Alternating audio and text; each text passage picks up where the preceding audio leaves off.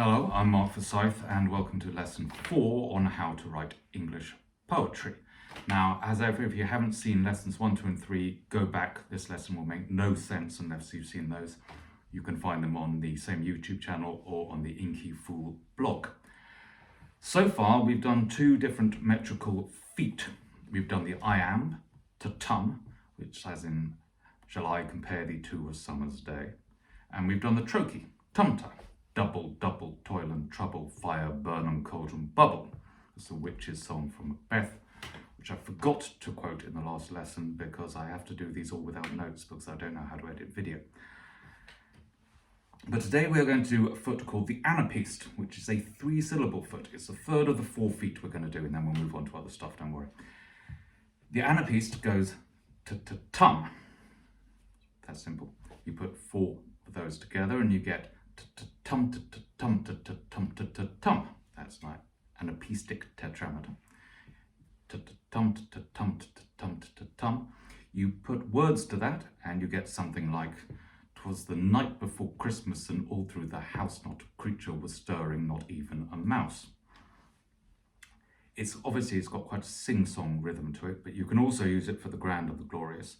Byron used it for a poem called The Destruction of Sennacherib, which begins, "The Assyrian came down like a wolf on the fold, and his cohorts were gleaming with purple and gold, and the sheen on their spears was like stars on the sea when the blue waves rolled nightly on deep Galilee." Tum. Now, I'd say go away and immediately start writing Anapaests, but there's one thing I need to explain to you first. In lesson number 1, I explained how words in English language have stress, and I used the example of the word potato, stressed on the middle syllable, and you can tell that if you say the word angrily, it's the best way of realizing that it's potato. But there are some words where the stress is optional, or some syllables. You have a word with several syllables. Take the word understand. Now try saying that angrily, and you'll probably end up going, understand, tum, tum, tum. But you could also say that angrily and say understand, tum, because that first syllable can be stressed or not stressed depending on how you feel. And if you're a native English speaker, you'll just be able to pronounce it both ways and it will feel natural. All of this is about what feels natural. I may be laying it down as though it's iron rules and regulations, but it's what comes out of your mouth which counts. You know how to speak English. This is just about setting up rhythms within the language you already speak and you know perfectly well. You could do the same thing with the word happiness, by the way. If you try that, you could say it happiness, or you could say happiness. You could say it's either tum or it's tum-ta-ta. Now, that means that you can use those words to write in either iambs, which is alternating. So you could say, your happiness I understand. That's a perfect iambic tetrameter there. Your happiness I understand, tum-ta-tum-ta-tum-ta-tum.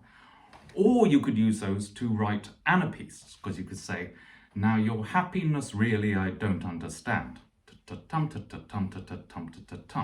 And they work both ways. Obviously you can get it wrong, and it's all about what is natural and what comes out of your mouth. If you find that it won't come out of your mouth, that it won't trip off your tongue, then, or the rhythm's not there, then you're getting it wrong, that's all. Or if you're definitely wrong if you try to stress the word happiness on the middle syllable, but it's quite funny because it sounds rude. Anyway, go off and write some Anapaests. It's really very simple. Just write it about what the weather's like at the moment. For the sun it was out, but now there are clouds. And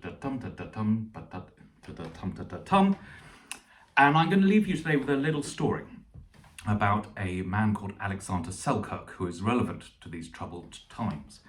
Alexander Selkirk was an utterly real man. He was a British sailor in the early 18th century. And in 1704, he was marooned. He was left all on his own on a desert island in the Pacific. And he managed to survive on his own on this island for 4 years. He learned how to hunt. He built himself a hut. It was an amazing feat of survival. And then, miraculously, he was picked up by a passing ship and brought back to Britain, where he caused a sensation because people were fascinated by him and his story. They were fascinated, first of all, by his survival skills that he'd had to learn. But also, people were fascinated by what it was like to be completely isolated for 4 years. And Alexander Selkirk actually managed to inspire 2 great works of English literature. He came back in 1711, and Daniel Defoe immediately ran off and wrote the novel Robinson Crusoe, which came out in 1719, which is all based on Alexander Selkirk.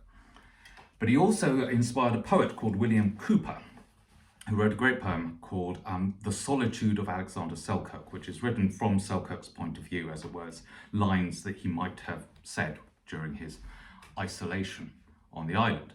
And that poem is in Anapaests. You almost certainly know the first line, but I shall recite to you the first verse. Some of the Anapaests here are acephalous, which is a concept I'll explain in 2 lessons' time. It's simple. But basically it's the Anapaests, and it's a glorious poem, and it goes like this.